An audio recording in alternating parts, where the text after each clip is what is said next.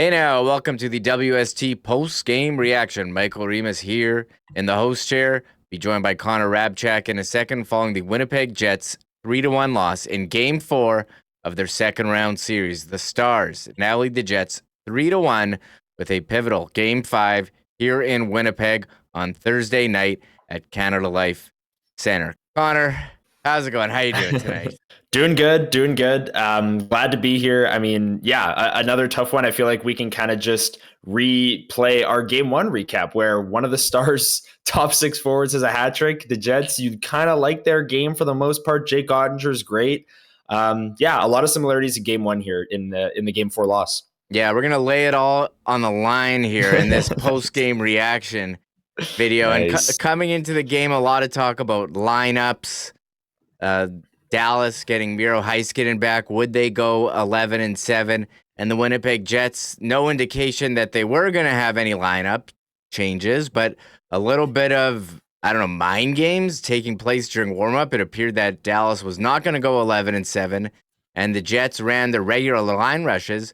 But in the game, it was Blackwell coming out and Heiskanen going in, so Dallas did end up going 11-7. And the Jets with a bit of a line swap with Luke Schenn going in for Colin Miller, but also jumbling all of their forward lines. What did you think of all this line switching and the secrecy involved in the line rushes pregame? Yeah, that was interesting from both teams that they kind of didn't tip their hand until the game actually started and actually submitted their lineup for the game. I will say for the Winnipeg Jets, Scott Arniel said after the game that he liked his line changes that he made up on the forward group, like no personnel changes, but you saw Alex Iafallo up on the top line with Connor and Scheifele. You saw Ehlers with Lowry and Velarde on the second line, and so on and so forth. So Scott Arniel said he liked it. He thought his lines got a lot of zone time. Interesting to see Luke Schenn in for Colin Miller. We did not get word after the game if that was an injury-related decision. Colin Miller was out there for warm-up, so you'd have to think no, that was a personnel-related decision from Scott Arniel. But I don't know. This was a really interesting. I thought it was 11-7 for the Stars, and it ended up being, or it wasn't supposed to be, and then it was. And then the Winnipeg Jets, Colin Miller was supposed to be in, supposed to be no lineup changes, but both coaches leaving it right to the very last second to change their lineup. Very interesting stuff. Yeah, I don't know how much, we've seen so much secrecy in the pregame warm-up and all that stuff. I'm not sure how much it matters, but hey, coaches are going to coach and try to get any advantage they can. I will say, before we get into the first period, I did enjoy Blake Wheeler's comments on the broadcast. He was a guy who played for the Winnipeg Jets, would know this team pretty well, having played with the majority of the players on it. And I enjoyed Sportsnet bringing him in and getting his perspective on the game, as sometimes on the panel they don't have anyone like that who has that kind of huge knowledge of the Jets roster. So I did enjoy his takes, and his take on the line switching was that he wanted to see the top line stay together because they'd been together all year. And I think I can kind of see both sides of the coin, where one side is you've pre-scouted, you know each other's tendencies, and if you switch it, the guys all know each other pretty well. And maybe it creates some new looks. On the other hand, you don't want to stick with what's worked all year. Yeah, and I did think he had more of a point going into the third period when the Jets were trailing by 2-1 at the time. Alex Iafallo going to the top line, you're kind of downgrading your offense, but upgrading your defense on that line, moving from Connor Scheifele Velarde to Connor Scheifele Iafallo. So going into the third, while the lines were working and generating offense, they weren't really getting, traffic in front of Jake Ottinger. We'll go through this game and talk about the certain moments where the Jets could have capitalized on their chances. I think trailing by one in a game of this magnitude, you go back to, Connor Scheifele Velarde because you need a goal in that scenario. If the Jets were up by one, I think maybe you leave it with Iafallo because it's more of a defensive-minded player on that line, and you're trying to protect the lead. But I could see both sides of it too, Remo. I thought the Connor Scheifele Iafallo line was good at moments in this game. Kyle Connor had so many chances that we'll run through as well. So yeah, I did like Blake Wheeler on the panel as well. Just want to echo that. I thought he had some good informed opinions, and the line changes I could go either way with. Yeah, coming into the period, you wanted to see the Jets off to a good start. You saw them get scored on the first shot a couple times. They took a couple penalties last game, and it was what you wanted to see from them until the DeMello penalty. I thought, holding on Dallas, getting chances. How did you feel about the Jets' start to the game? The first 10 minutes or so. I thought it was a good start. The Jets have had starts like this against Dallas and against St. Louis, even in their games where they got blown out on the road against St. Louis. They've had starts where they just have a lot of offensive zone time. They're not really generating any high danger looks, but they're at least getting to their game, establishing their forecheck, and defending well at the time. And then, yeah, when we get into the first goal here, the first penalty by Dylan DeMello, I really, really didn't like, especially because of how well I thought the Jets came out in this game and how they kind of established their game in the first period here. So the timing of this penalty, the timing of the goal, obviously you want to get off to a good start. You want to score the first goal in every single game. But it felt like going into this game, the Jets playing from behind wasn't going to be a recipe for success. And to take that penalty and to allow that goal to start the game was kind of a tough way to start, even though you liked the first couple of minutes there from the Jets. Yeah, Dylan DeMello gets a penalty on Mikael Granlund. That's a player whose name we're going to be saying a lot, and it's holding the stick. And on the ensuing power play, there's a bit of a line change. Granlund dangles Brandon Tanev in the neutral zone, walks in and rips a shot past Connor Hrabchak from distance. And they noted this on the broadcast, Connor. That's Hrabchak's 11 goals this postseason from 30-plus feet out. That's the most of any goalie. And, I want to say this was an uncharacteristic goal from Hrabchak, and it would have been in the regular season. But we've seen a couple of these this year in the St. Louis series. Braden Shen was one, and there was another one as well from distance, a shot that just beat him. And Hrabchak said after the game in a rare post-game media appearance, said it was a perfect shot. Yeah, he did say it was a perfect shot. I will say it was a perfect shot, but despite that, this is still one that Connor Hrabchak needs to have. Time of the game, you're coming out, must-win game, and your goalie is a soon-to-be three-time Vezina winner. This is one that you hope that he stops. And the concerning number there, you brought it up, Remo, 30-plus feet away, 11 goals against in this playoff run, first among all goaltenders. For a guy that's supposed to be or is up for the MVP, is going to be a three-time Vezina winner, this is a goal that you need to stop, simply put. And I don't like the Jets' gap on this goal either. You see the dots moving there.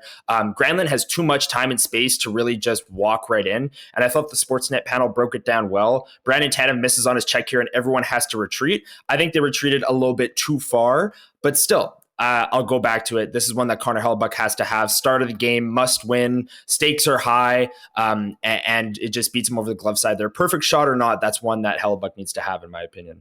Yeah, and for the Jets, if they want to break this road losing streak they're on, giving up a power play goal, and I thought special teams has been a difference in the series for the Jets. They got one power play goal, and tonight on the whole, they get, Dallas was 2 for 4 on the power play, and Jets were 0 for 3, and you mentioned the goaltending. Hrabchak letting in one that you thought he should have had. They needed him to step up and steal a game. I thought Jake Ottinger, I don't know if you can say he stole it, but he stopped a lot of the Jets' grade A chances, notably a couple on Kyle Connor. Going through the game, and the Jets, they played a great first period. They were out shooting the Stars 9-5. Some chances. They had close to a 4-on-1 or something. Mason Appleton bobbling the puck. I thought Ehlers was looking really strong, skating, carrying the puck, and Velarde had a chance in front. They did have a power play at the end of the first period. Tyler Seguin, first of 2 penalties. He's been in the box quite a bit in the series, holding on Dylan Samberg.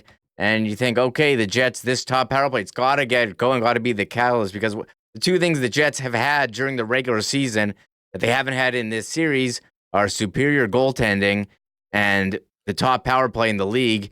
Their power play hasn't been that, and the goaltending hasn't been there. And the 2 are combining. Well, if you can't score goals and you're letting in too many, not a recipe to win. But they did have a power play for a minute left in the first period, and didn't really get anything going. Did not. They did score right at the end of it here with Nikolai Ehlers getting on the board, but That was my takeaway from the first period, Remo, was Dallas scores on their power play. The Jets miss on the first minute at least of their power play, kind of rolling over into the second period there. And their goalie lets in one that he'd like to have back, or you'd like to see him stop, regardless of if he's a 3-time Vezina winner or if he's Stuart Skinner working through his playoff struggles, right? I don't know. This has been the story of the series for me. It's 9 consecutive road losses for the Jets now. That's another big storyline. But having the second best goaltender and the second best special teams in this series is the reason why Dallas is up 3-1. And I don't think there's really any argument against that. Their stars have come to play, pun intended. Mikko Rantanen has been incredible. Of course, if we've talked about at length about him, but Jake Ottinger is playing better than Connor Hrabchak, and the Stars penalty kill and power play are outdueling the Jets versions of those through 4 games here. And I think that's why you're seeing a 3-1 series lead for Dallas. Yeah, right after the power play ended, as it's winding down, Nikolai Ehlers, really nice plays, looking towards the middle of the ice and fires one on net, and Jake Ottinger, may have been cheating a little, and he got caught. And look, Dallas scored a goal that from distance, and the Jets answer back with one of their own, and they're playing as good of a road game as they've played all playoffs, and tied 1-1, early in the second period. This is another one of those goals where I'm sure Dallas Stars fans were thinking the same thing that we're thinking about the first goal with Connor Hrabchak for Jake Ottinger. Like, this is one that, I mean, it's from a bad angle, definitely is cheating a little bit to the middle, gets caught off guard there. And Nikolai Ehlers, his third of the playoffs, third of the series, gets the Jets on the board. And I don't know, of all the chances the Winnipeg Jets had in the first period and how dominant they were in terms of ozone possession and the shot attempt game, it was really shocking to see this one go in. I thought maybe it deflected off a defender or something like that. But yeah, Jake Ottinger caught off guard. Good things happen when you throw pucks to the net. And the Jets had so many more glorious chances from this point forward in the game that Jake Ottinger made incredible saves on. And I think he was Dallas's first star of the game, if you will, Jake Ottinger, because from this point forward, he really shut the door. Yes, he certainly did. And I thought the Jets really took it to Dallas for majority of the second period. They had a lot of pressure, drew another power play. Guess who? Tyler Seguin tripping, gets a stick caught in Nikolai Ehlers' skates. I thought Velarde, he had a couple chances from in tight, in front, was not able to score that on that power play. But also, I think throughout the game, he had a few, has not been able to bury them from his office like he was doing in the regular season. They had some nice shifts. Morgan Barron had some chances, Hayden Fleury, and the shots were 15-6 at one point for the Jets with 13:46 remaining in that second period. Yeah, and for all the talk about how good they were in the ozone and the start that we liked with the ozone possession, the Jets' defensive work so far was very, very strong at this point of the game. Like you said, shots were 15-6. They weren't really allowing much. The one goal, like we said, Connor Hrabchak, you kind of want him to have that one. But outside of that, Dallas wasn't really generating much at all, whether it was high danger chances, shots from the point. They weren't really getting much of anything. They weren't getting through the neutral zone. And I think this adds to the frustration of this loss is like for the first half of this game, Dallas did not have their A game. They probably didn't even have their B to B plus game either. And the Jets, it was only 1-1. Jake Ottinger kind of kept the Stars in it as the Stars found their game, and they definitely did in the final 10 minutes of the second, in my opinion, and the third period. Yeah, I thought the Jets had chances to score. Jake Ottinger stopped them, and Dallas, the chances that they did have, they were able to score on, and it was Mikael Granlund with the hat trick. And the Jets penalty kill went to work in the second period. Nino Niederreiter was about with 12:21 left, reached in and hooked Mikko Rantanen, and he felt like the next goal was going to be very huge in a 1-1 game. And credit to the Jets penalty kill, they iced the puck a couple times early, and that was really the majority of it. And 10 minutes left, Jets are still out shooting Dallas 16-7, and I thought Connor Hrabchak made some big saves here. Wyatt Johnston at the side of the net, he made a big save on Lyubushkin. There was a rebound, it got cleared. Another save on Jason Robertson in front. So I thought Connor Hrabchak was solid here, and there was another chance. It was Alex Iafallo taking it wide and finding Kyle Connor in front. This was Connor's first, big chance of the game, and Jake Ottinger makes a big save. And then less than a minute later, an odd man rush. It was Nino Niederreiter turning it over at the blue line, and you have Sandberg on a 2-on-1, and Mikael Granlund has the puck and just absolutely rifled this thing top corner past Hellebuck, and the period ends, and Dallas has a 2-1 lead with the Jets outplaying them for majority of the game. Yeah, what a swing this was in the game, Remis. Ultimately the swing in the game. This was the game winner, Mikael Granlund, but the save before it, like Kyle Connor had about, I can count 2 for sure, maybe 3 chances in this game where if he raises the puck by about a foot, it's in. And this was one of them where Alex Iafallo does a great job kind of sliding it backdoor. Jake Ottinger is on the post and slides post to post, and all that's really there is his pad. And Kyle Connor, if he raises it, has a goal, isn't able to fully get it up, and Jake Ottinger sticks the pad out, and then the Stars go down and make it 2-1 with a great shot. Mikael Granlund, the Sportsnet panel, again, did a great job breaking down this goal and how Granlund kind of faked the pass and shot it all in one motion. And yeah, Dylan Sandberg, you and I have talked, Remo, about, defensemen sliding on 2-on-1. I'm still not a fan of it. Dylan Sandberg's my guy. I still don't like it. And Mikael Granlund with a snipe there. And this was the game winner. Obviously, in the third here, we'll get into the double minor and the dagger. But this was the game winner from Granlund, his second of 3 goals on the night. Yeah, it was real tough to beat Jake Ottinger. I know Gary Galley mentioned on the broadcast as well, didn't like the dive from Sandberg. And you've seen that from Darnell Nurse a lot in Edmonton on the ground for a couple of the Vegas goals, not in the game, not in game 4, but in game 3. And I feel like you take yourself out of the play. He's a tall guy, a long reach. Maybe you can reach in there, try to tip it last second. Oh, well, he ripped it. And they showed on the broadcast his technique, turning the blade over and taking one hand off the stick. And did I bring up the goal visualizer? Here, you got to see. No, not yet. I don't bring it up here. You can see how this thing just rockets off the stick. There's Hintz and Granlund, and he just ripped it over Hellebuck's shoulder. I mean, and I will say on that goal, Remo, as well. Yeah, absolutely. Sorry about that. But the Nino play at the blue line as well, that kind of sprung this 2-on-1. I know a lot of Jets fans online didn't like that as well, where Niederreiter's covering at the point for Pionk. You'll see Pionk pinch down there, 62 covers for him. Really nice play, covering for your defenseman who pinched, but then the backhand, just not enough emphasis on that to get that puck back down deep. The Stars get it, and it's a 2-on-1 the other way. And Dylan Sandberg, like you said, dives, kind of takes himself out of the play. Connor Hellebuck beats over the glove side. And it all started kind of at the offensive blue line there. So I saw a lot of people mention that. I wrote it down in my notes. Didn't like the play from Niederreiter. Great play to cover for Pionk. But the backhand, getting it back down low, not enough emphasis on that to get that puck down low. Yeah, so the second period ends, and here it comes, the third period, the biggest period of the year for the Winnipeg Jets. And how are they talked about the lines as we earlier in intermission, were they going to go with the mixed up lines or what they've done all year? And as far as starts go, not a great start for the Jets. Zdanov had a chance early, Sagan with a tip, and 16:34 remaining. That is 3:26 in.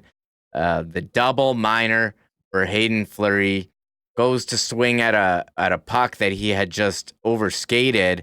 The follow through, he misses the puck, and the follow through hits Roope Hintz. There is blood.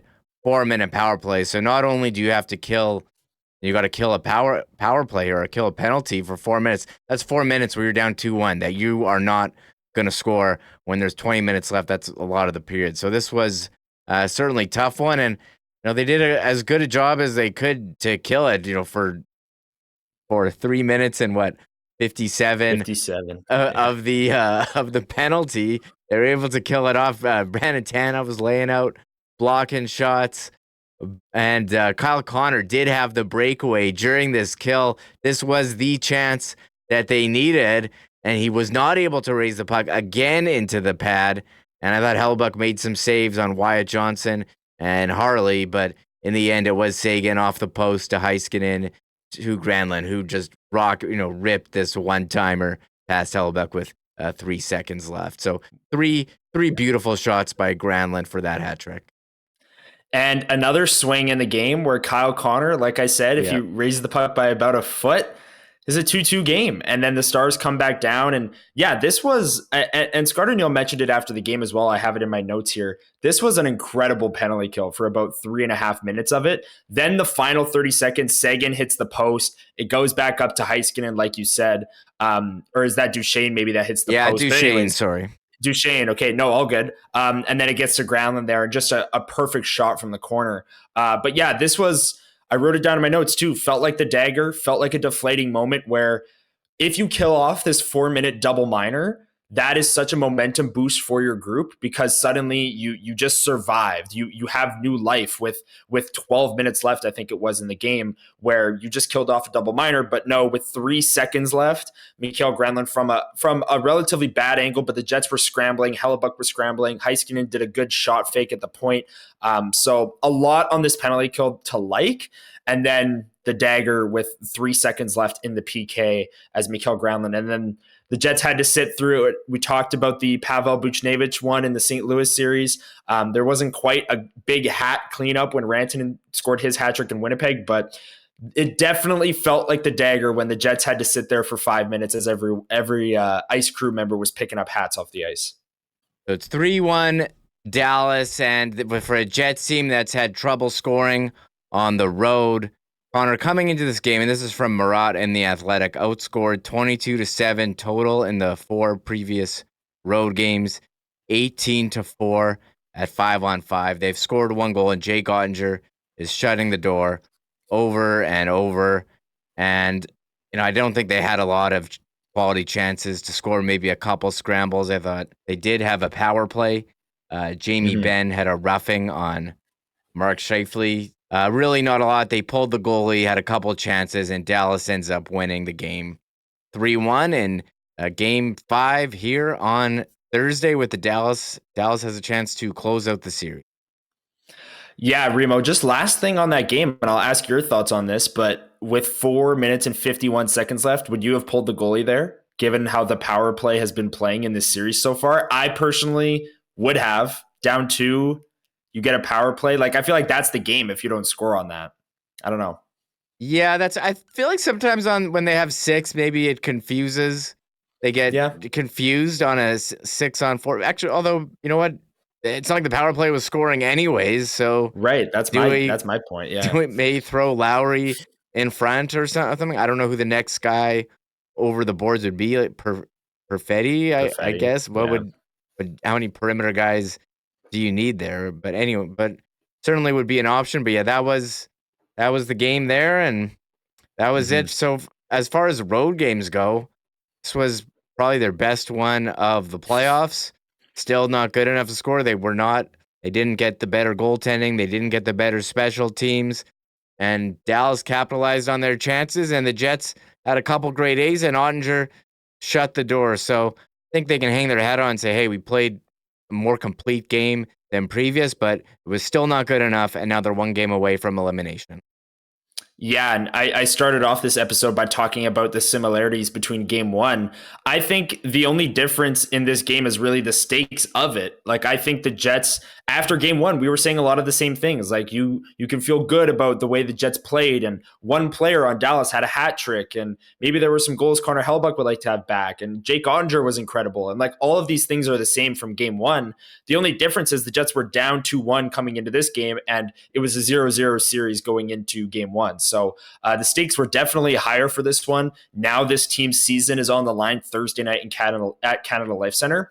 But one thing I think this game should give this Jets group and their fans confidence about is if they're able to win game 5 on Thursday, this was, a solid road game where you, like you said, Remo, I think they can kind of hang their hat on the fact that they were the better team. They did not have the better goalie. They did not have the better special teams. And that is something that'll have to improve starting game 5.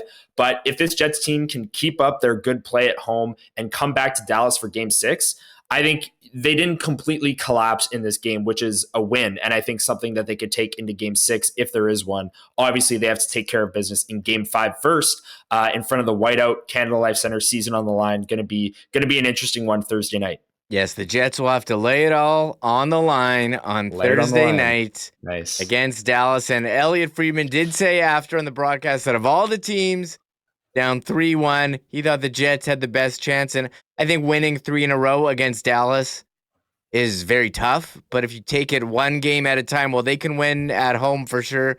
Can they replicate this performance on the road? And Game 7 will flip a coin, anybody's game. So I think it's not out of the realm of possibilities to force a Game 7, but when you haven't won on the road all playoffs, the only team remaining that hasn't won a road game, I think that's a tall task. But hey, there's cliches for a reason. One game at a time. You just got to win one game Thursday at home, and I think the Jets have shown this playoffs they're capable of doing that. Yeah, you can only to win 3 straight. You first have to win 1 straight. So it all starts Thursday. Bring out all the cliches here. Bring them out. Yeah.